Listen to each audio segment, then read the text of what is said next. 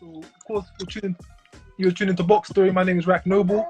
Today we have UK prospect with us, Kane Baker. Kane, I can see you've been through quite an interesting career, colourful career, ups, downs, positives, negatives. You've gone through the whole lot. Tell us what brought you to boxing, because I can see you had a bit of a different past before boxing. You was about 15 stone. What brought you to boxing? To be honest, I've always been a massive fan of boxing, non-stop. Like, even when I was 15 stone, I'd have my pints and my Doritos, and I'd be watching wherever there was boxing to watch. Basically, yeah, I'd done the white collar and that for money, really. I got into it because I was on my arse, right? I had nowhere to live or nothing, and someone said you could make some money fighting the white collar and having a fight on the weekend. So I was just getting by and doing it that kind of way at first. And then I always loved it as well. It weren't just from, it did start from money, but I always loved it, and I knew it was good for me. And then I kept doing a few of them white collars for a bit of money. Then I was probably half going to stop. There was a tournament. Some ex-pros were in it, some world champion kickboxers, and you had to take all your medical for the pro game and all your that kind of licenses and things. And I was a reserve in the tournament. So I'd done all that and passed all that, and then kind of met my manager there, and we just teamed up from there, really. Yeah, because looking for what you came through, it was quite a transformation, and you've been through quite a journey already, as I can say. Because you've pretty much got a bit of a reputation for yourself that you'll take fights any place, anywhere, at any time. And I think looking at your resume and looking at the fights you've gone into and the stories you've got behind it, you've been in some crazy scenarios. What's the most short notice fight you've taken so far?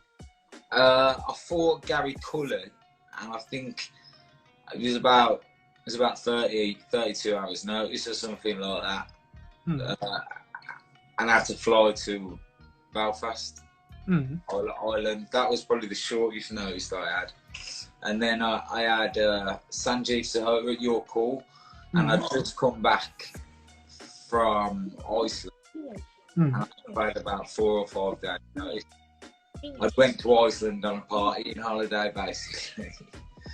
So you came back, you were still on holiday mode, you still had the beer in your belly, the food in your stomach. Yeah, and I tried to get to, so I was getting the train there, and we had really bad snow, just past. And I was driving my friend was dropping me to the train station, we had a car smash. Smashed the car, we got to the train station, the train weren't going. So I got a taxi from my house to York Hall. I got there just in time, and it cost me 150 quid, the taxi. And the taxi driver was talking to me, and he loved boxing. And I said, don't worry, I'll get you in. And as we walked to the door, I said to the guy, this is my coach with me, the taxi driver. And when I met my cornerman and my coach, Errol, my manager, they said, who's this guy? I said, he's the taxi driver. Well, he's down as the coach. You have by the sounds of it, you've got a lot of interesting boxing stories, a lot of interesting little side stories that go around the fight. That's an interesting one. That is an interesting one, because yourself as a fighter, your tagline is a boxing fan with a license.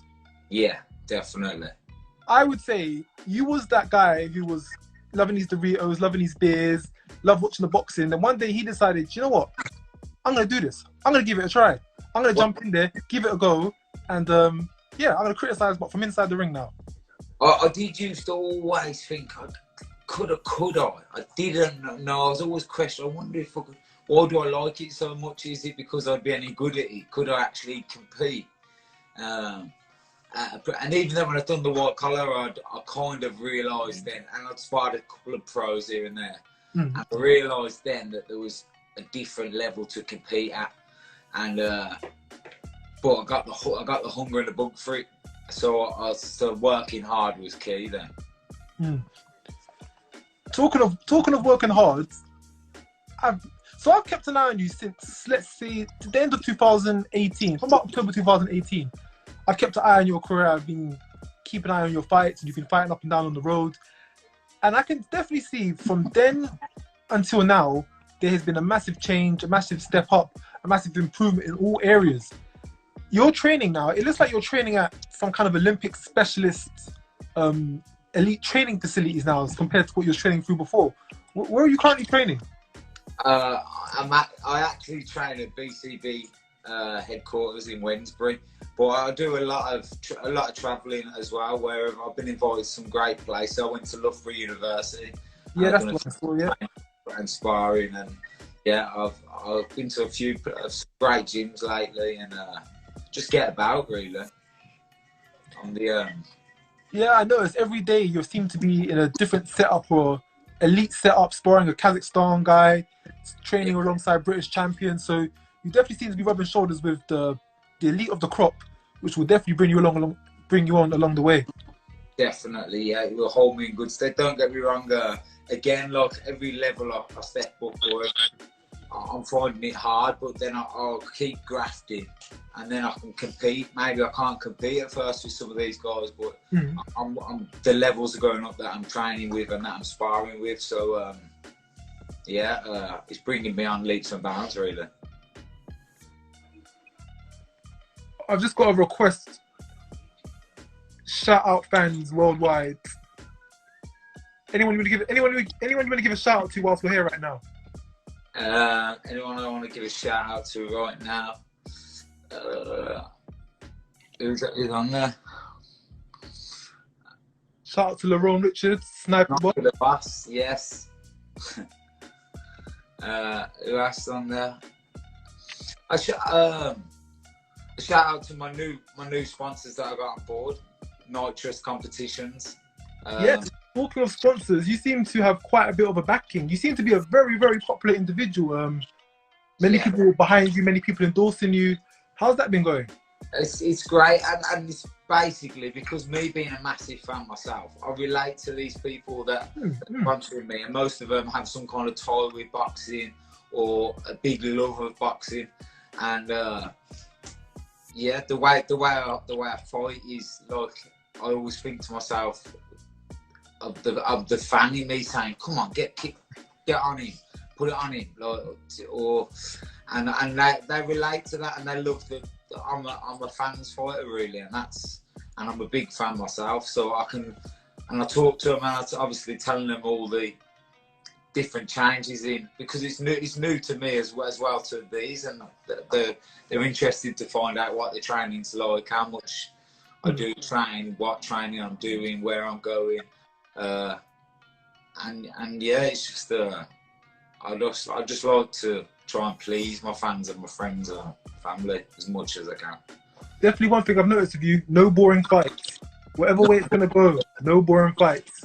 That's it. No boring ones, no easy ones. Nope. That's it. That's all I want. The tougher the better. Talking of tough fights, so it was I think it was October last year. You were scheduled to fight Akwib Fiez. Yeah. So this actually dragged out to 3 Matchroom shows. So originally he was meant to fight him, but he was ill, so it was rescheduled for a few weeks later. Correct? Yeah, it was meant to be in the garden the first time, wasn't it? That's it. Yeah, the back garden. Yes, it was meant to be in the back garden. Then it got rescheduled. Then you had the fight, close fight. I think it was 77-75. Could have went a different way on another day. And then this is the one that surprised me the most. I think about a week later, you got a call up, 4 days notice. Message Spear, want to take this fight? Yeah. And you were for it. How did you feel when that opportunity came along? Again, I'll go back to the fan in me, and like some people were saying to me, I hadn't really been in the gym, and I'd put on a little bit of weight, and I'd had a party as well. So people were saying to me, you're not ready to take this. Some of my close friends and family were saying you shouldn't. And the fan in me then said, are you seriously going to sit here on Saturday night and watch that show and not fight? And like, that was it. I was up. I'd done a little sweat session and got a little bit of weight off. And then I knew I was ready to go. I knew I trained so hard for the weeks previous for the Fiat fight that my body just needed the rest and the time away from the gym, really. And then I just thought, that's it. This is my time. I'm never going to sit here, be offered a massive shot like that. Sit here. I couldn't live with it. I would rather get caught cold and not play in the first round and say, at least say I've gone there and had a go, because people like me don't get chances. Like, well, I think I've got a few now. I know it sounds mad, but in the frame of mind I have is that I don't going to get these chances. And I remember the Fat 15 Stone kid sat in the pub shouting at the telly, and what he would have given to go there. That's still inside me now. I'm just 9 stone something now, and I still would go there at the drop of a hat, a heartbeat. And there is certain things that the fan fighter in me, my coaches want to try and get out of me. But there's certain things, and there's way I am and the way I fight, I would never change that. And even taking fights on short days' notice and things like that, I wouldn't change any of that. The key now is just making myself more ready to be able to be prepared to take these fights. Yeah, well, we're gonna get onto the fight on the 6th in a bit of time, but yeah, your next fight will be on the 6th of March, and you've got a good 6-week camp to get ready for that fight. But in saying that, I've seen I've been following you since October, well, before October, let's say from September. Yeah. For the fight in September, you was training. For the fight in October, you was training from September, and since you've had your fight, I don't think you've really taken your foot off the gas, or you've not really slowed down the momentum. You just continue to train. So really and truly, you've had about a good half a year to get ready for this October fight. Yeah, definitely. I've become what they call a gym rat, I suppose, in a way. I did, obviously, I've tapered down accordingly when the coaches have told me, and rested up a little bit over Christmas and the New Year. But just revitalise myself to come back and hit it hard. And there's no big shocks of jumping in or the weight going up and jumping in, because I haven't took my foot off the gas. But I haven't put my foot on the pedal the other way, which sometimes I have been known to do in the past, whether it be drinking or eating too much, any of them kind of thing, and just ignoring and avoiding the gym full stop. Them kind of things are gone. Yeah, because I always knew you was very passionate about boxing. You came back time and time again. But after the last fight, the emotion that you showed after the last fight, I think everyone in that venue could see this meant the absolute world to you. And now that you was on that platform and you got the win, you got the nods, as you say, winner stays on. Yeah. Winner stays on, so your next fight will likely be on Sky, which it has now been announced will be on Sky. The opportunities get bigger, the stakes get bigger, the cards get bigger. And it seems like it's going all uphill from then. It's all uphill from now. Definitely. I've just winner stays on, so but each fight is, people have said to me, what do you think if you win this? And I never look past any fight ever, or winning any fight. I'm just going to graft my arse off, and if the journey comes to an end, I'm more than happy that I've had like 6 months to a year of trying to be a full-time boxer, and that was kind of my dream. And I also won on Sky Sports, which was beyond all things, beyond any battle or anything like that. That was my massive dream and goal to achieve, and to do that, that's a memory I'll take away with me for life. But they can only get better, as the saying goes. Things can only get better. I've been stopped on Sky Sports. I've lost on Sky Sports. Anything like that could happen. That couldn't hurt me. That makes me stronger. Now I've won on Sky Sports, I want that feeling again. I'm not going to accept anything less than that. So winner stays on suits me well, and that's the deal I'm on. After having the taste of victory on the biggest stage, I can only imagine you're doing everything within your power as a man to make sure that doesn't get taken away from you again. And I feel that regardless of what happens on the March the 6th, that's not going to be the end of your career. Regardless of what the outcome is, I don't think that'll be the end. You come across as one of the most persistent fighters who will continue to graft and move forward in direction regardless. The only time it's going to be over for you is when, I don't know, your arms and legs fall off. Yeah. Your head falls off, you get the cab hit. That's, I think, the only time for you that's when your career comes to an end. Because as long as you're walking around, I feel you're the kind of guy that will persistently come back time and time again. Forget records, forget win-loss ratios. You are that guy who will go until his legs and arms, fingers, toes, ears, nose, everything falls off. So I definitely do see that in you. I'm glad. That's how I feel in myself. That's the kind of fighter I am. I'm glad you can see that as well. That's a massive compliment to me, because that's the way I want to be known as. I wouldn't do it. You'd have to shoot me dead in the ring to stop, and that's the only way they're going to stop me coming forward. I'm going to keep coming forward unless they put my lights out, as the saying goes. So, talking on, of course, the very, very big news which came out about a week or so ago, March the 6th, the undercard of Dillian Whyte Povetkin rematch for the WBC interim title, pay-per-view card. And I'm not just saying this because I'm talking to you now today, but this possibly may be one of the biggest cards of the year. If you look at the undercards, I think every fight on the undercard could headline York Hall in itself. You've got yourself, Youssef Khoumari. We've got Fabio Wardley versus Molina. We have Metcalf versus Cheeseman. There's one more that I'm missing out. McKinson versus Chris Congo. Yeah, that guy. Every fight in itself could probably headline York Hall. So this is absolutely a massive card. And the opportunity has fell on your lap. How does it feel, and what do you do going forward with this? Well, it's massive. It's a pay-per-view card, and like something I would.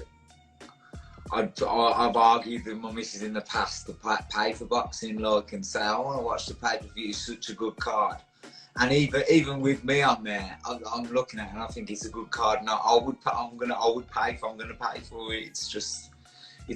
But it's crazy to look at it this way now and see my name on there. It's mad. It's absolutely mad. And as a boxing fan, this is a card. As a boxing fan, this is a card which boxers are going to absolutely love. Because like I said, look at the matchups.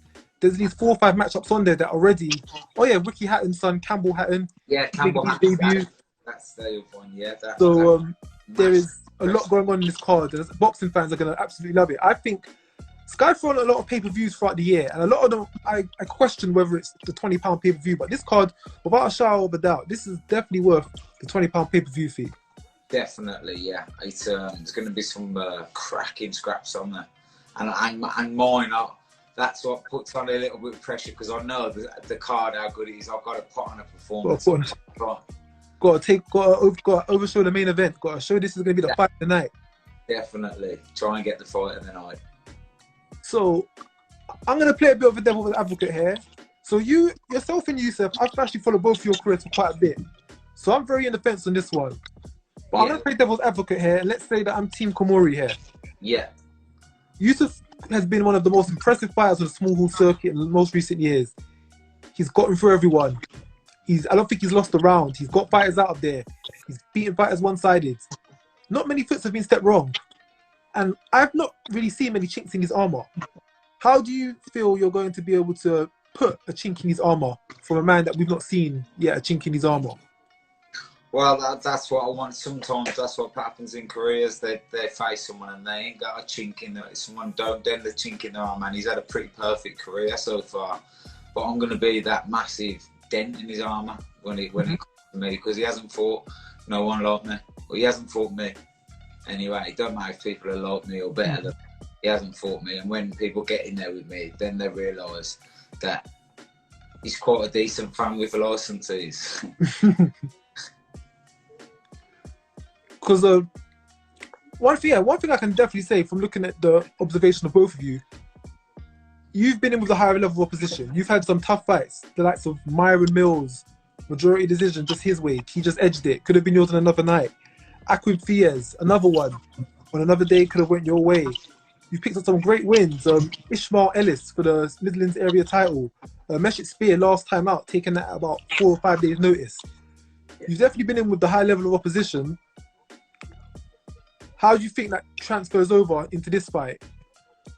Hold up, just one thing, Ellie. Despite him seeing more of your weaknesses than him, how do you think you can carry that over? I think the experience of being in more 50-50s, more people who are coming to beat me will hold me in good stead.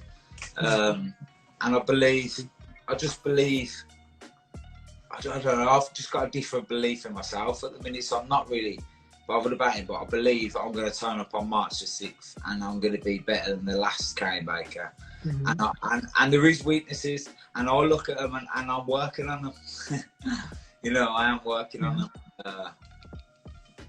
And there'll be weaknesses in his game that my coaches will identify for me, and we're going to be working on the certain games and plans we're going to work on. But I leave most of that kind of stuff and the thinking too much. I don't want to think too much into it. I like to do the work part. So I let my coaches see what the game plan and what we need to do to beat him, and I'll just put 110% into trying to do it. Who are you currently training with? Who are you working with at the moment? Working with Errol Johnson and Paul Mann at BCB. And I also do a lot of my pads and all my pad work with Carl Taylor, ex-pro. He's got some knowledge and some stories, and he's relentless. So he passes that over to me. And I'm working with strength and conditioning coach Des to TDF Fitness, and they've got some great fighters there. So I've got all angles covered. And I'm just bettering myself every week. But I am a bit like roulette. You never know what you're going to get, whether it's going to be red or black, or what Kane's going to turn up. I'm just going to keep grafting, and hopefully it plays my colour on the night, and I turn up on the March the 6th. I think at this point right now, it's more than a roulette wheel.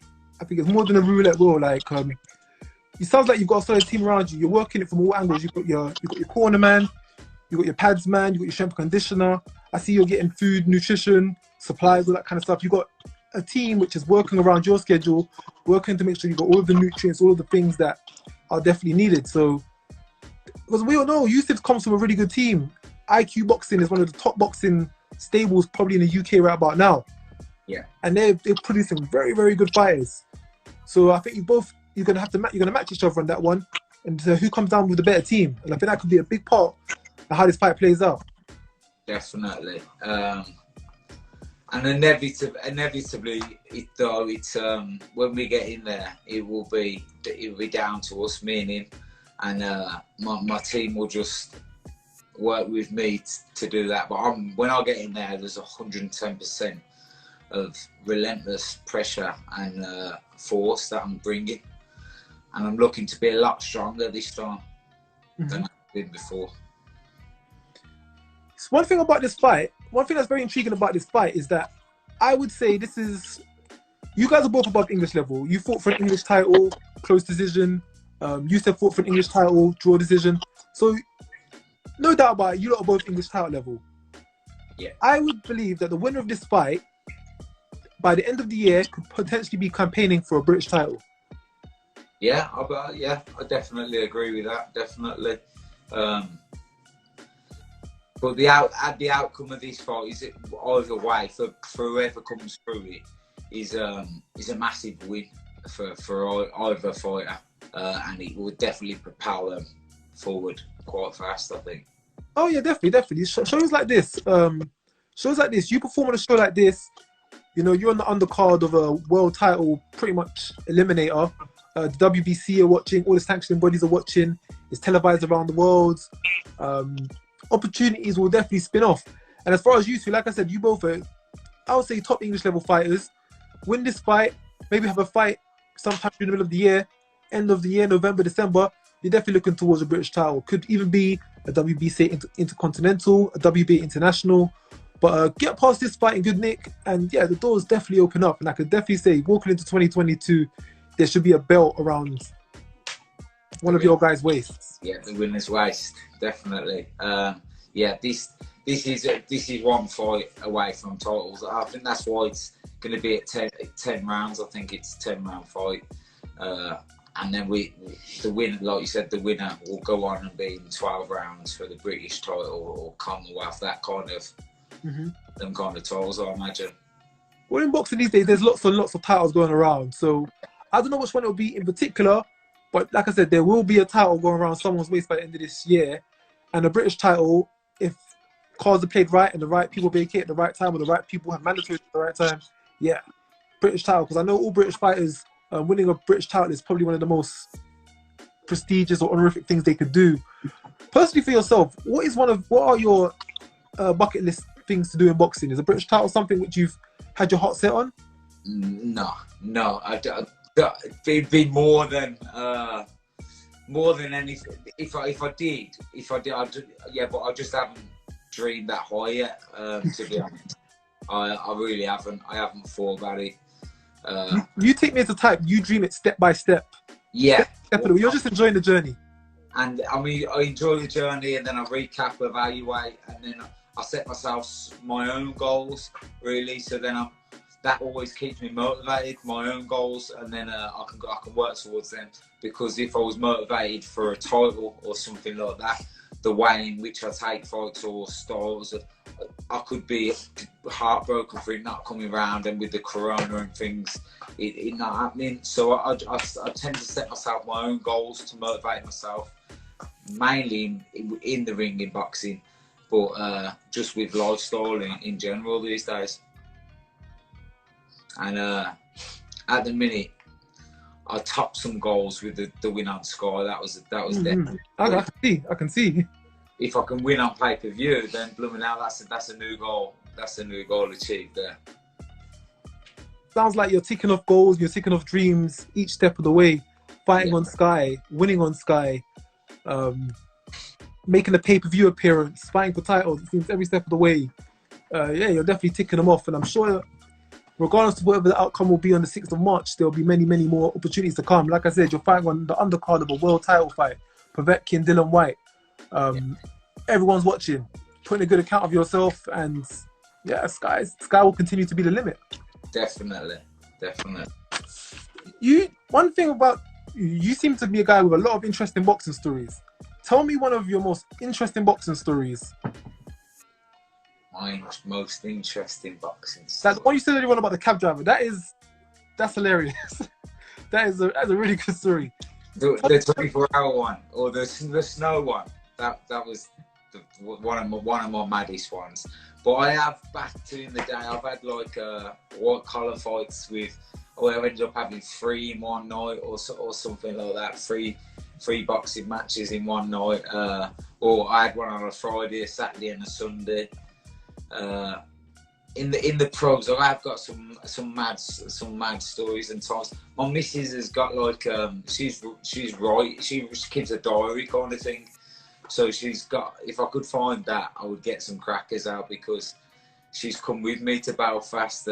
She's seen me get a taxi in the snow. There's been sort of we've come back off holiday and landed, and the phones rang for my manager to take a fight. When I was meant to have it a couple of weeks before I went away, and I was in training, and then I'd said no, and then come back and took it when we'd come back and been on a bit of a party holiday. I think there was one fight. I think I saw an article on it. It was quite a while ago. I think you was at the pub, or you was at a bar or something, and it was a pay-per-view show. And they kind of called you up like last minute. I think you was in a bar or something.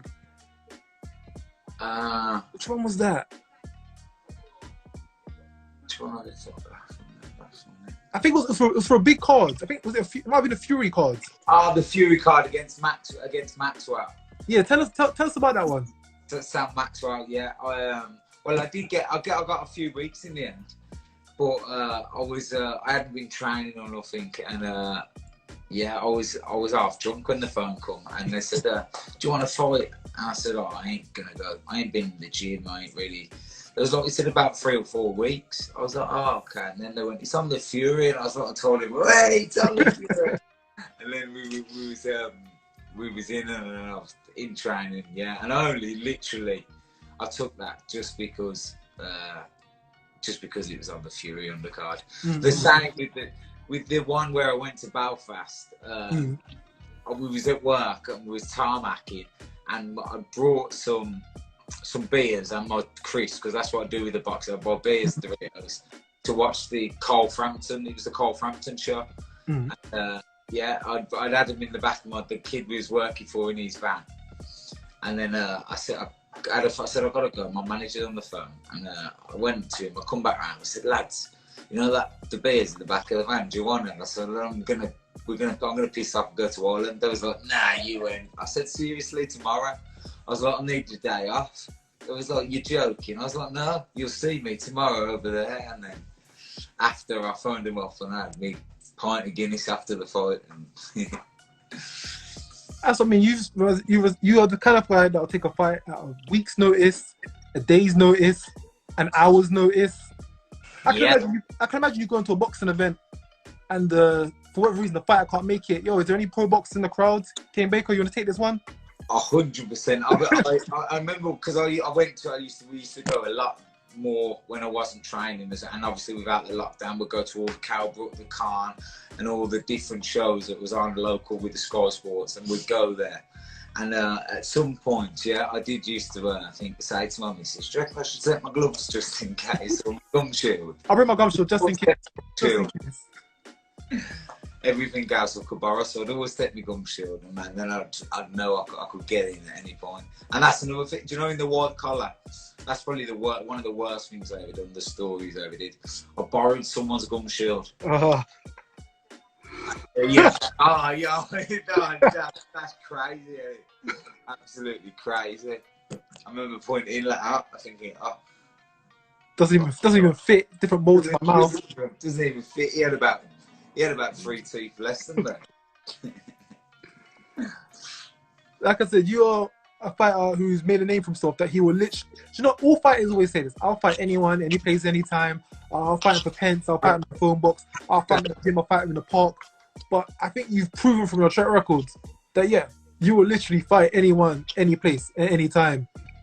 Yeah, I've been in gyms where people say I'll do it, I'll take, and I've heard then when obviously sometimes a fight gets offered, it goes around the gym or around the manager and the club, and people get wind of it, and the ones that are there that were quality on the pads earlier and were banging it, like, I'm ready to fight. They're looking down at the floor like lost their voice.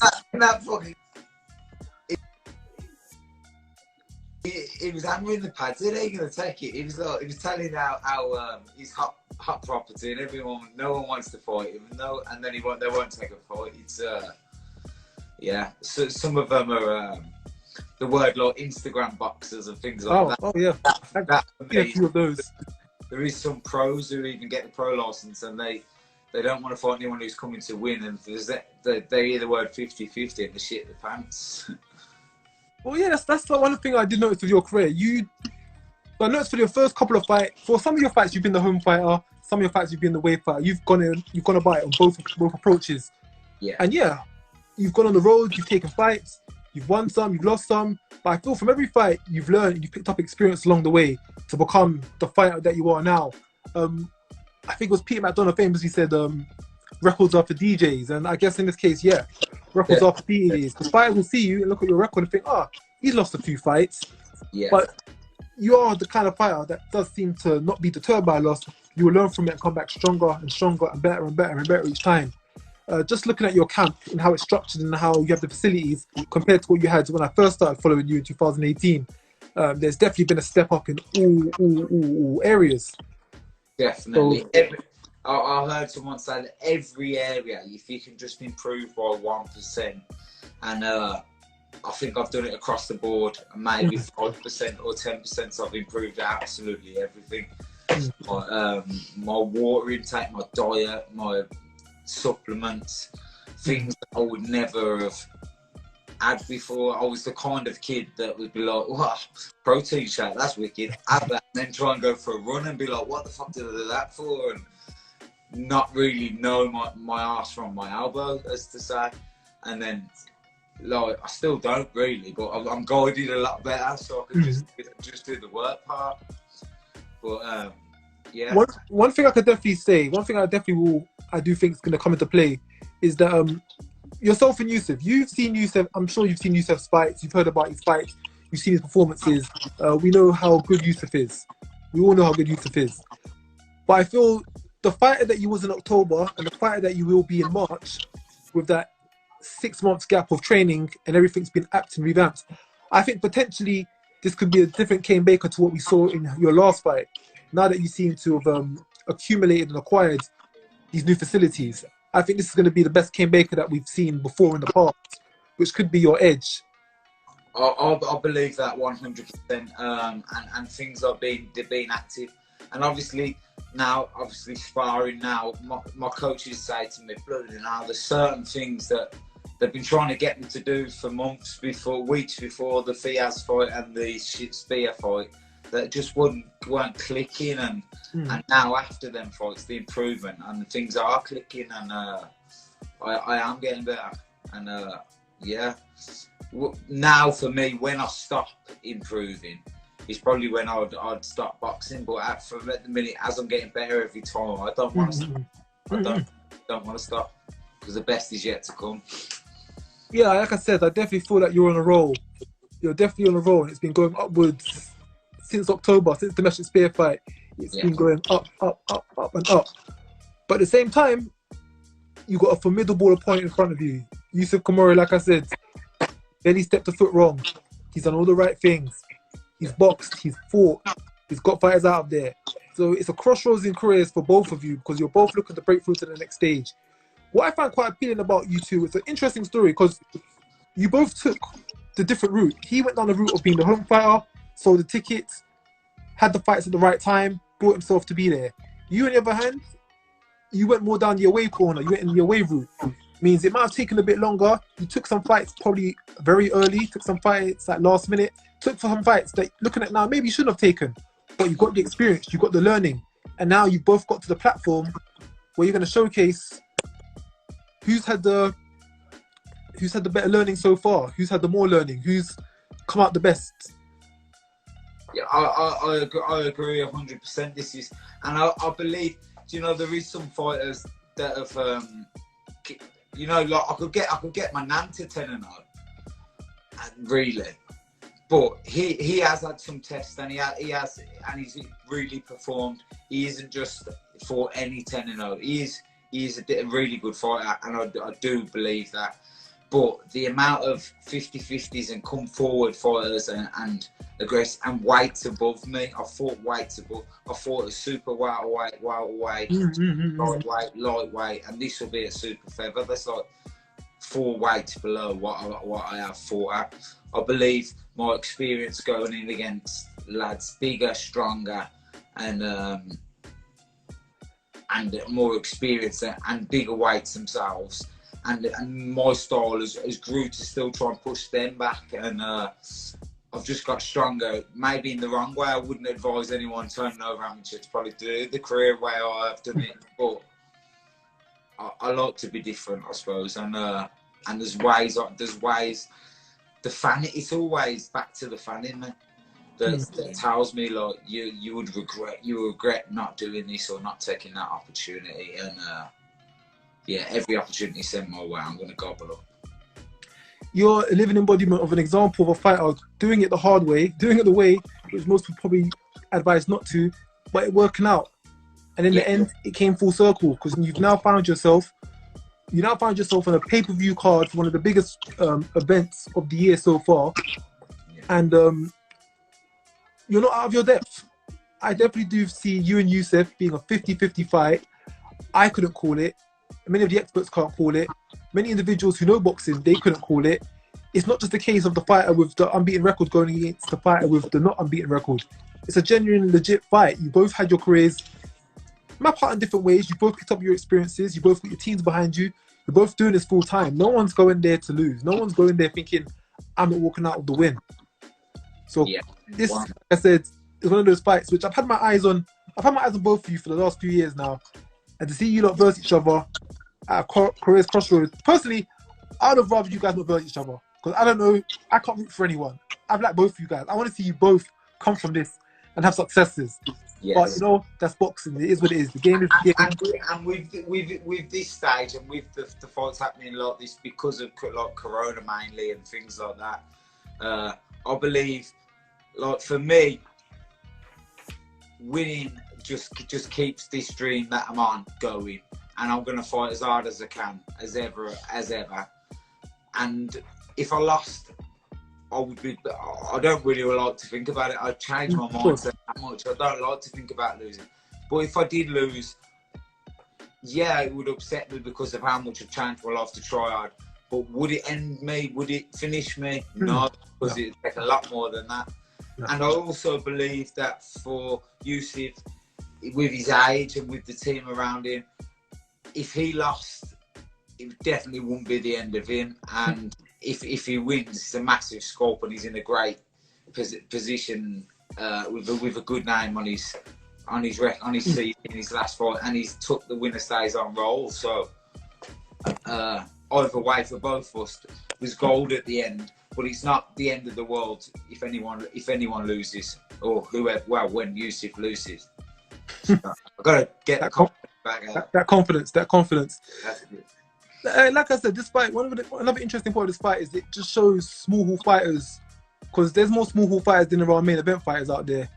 It shows small hall fighters that no matter what path you take, the home fighter, your weight fighter, you can make it to the big stage. You can get these opportunities.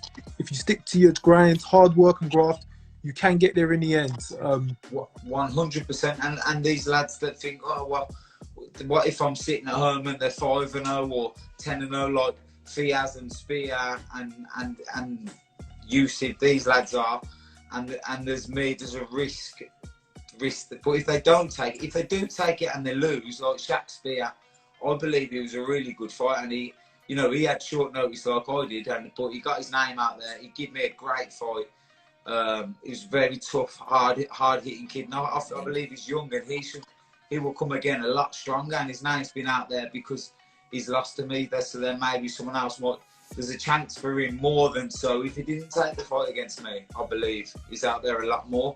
And the same for me. If I didn't take that fight, I would have been forgotten. Back have been lost for the Fiaz. But I've took it, and even yes, I did win. But even alone, if I didn't, and I put in a good performance, that will hold me in good bed. So all these lads that have paid for the license, that have got a license, and they're sitting there that want to protect the record, don't protect your record. Get out there and serve your license. I treat it as that. If I've paid for my license, my heart is there for I will fight for I'll get my money out of that license. I wear it as it's a badge of honor. Professional license to me is a massive thing. So I respect it. I always check when I'm in day two, and I keep on top of it because that's my lifeline. That's me. I'm a professional boxer, and to sit there and not take a fight, I think I'd be doing the sport a disjustice, or my fans a disjustice, and I don't want to be known as that. I will say, call me the yes man or whatever that people want. I'll say yes sir, free bags full. That's it. Like I said, I don't think anyone will question that. You're probably one of the few fighters on the scene who makes the most of their boxing license. We got to pay the £100 renewal, the brain scan, the medical every year. Yeah, make the most of it. Make the most of it. Make your money back one way or another. Get out there, box, be competitive. And also during the corona season, during lockdown, a lot of fighters have had to come to surface. A lot of fighters who were, let's say, protected, have had to kind of put it out there because we're not selling tickets. You can't be in York Hall on your own home terms. You got to go out there. So I think fighters like yourself, and there's been a few others, have definitely made 2020 their year by just throwing themselves out there in the deep end and saying, do you know what?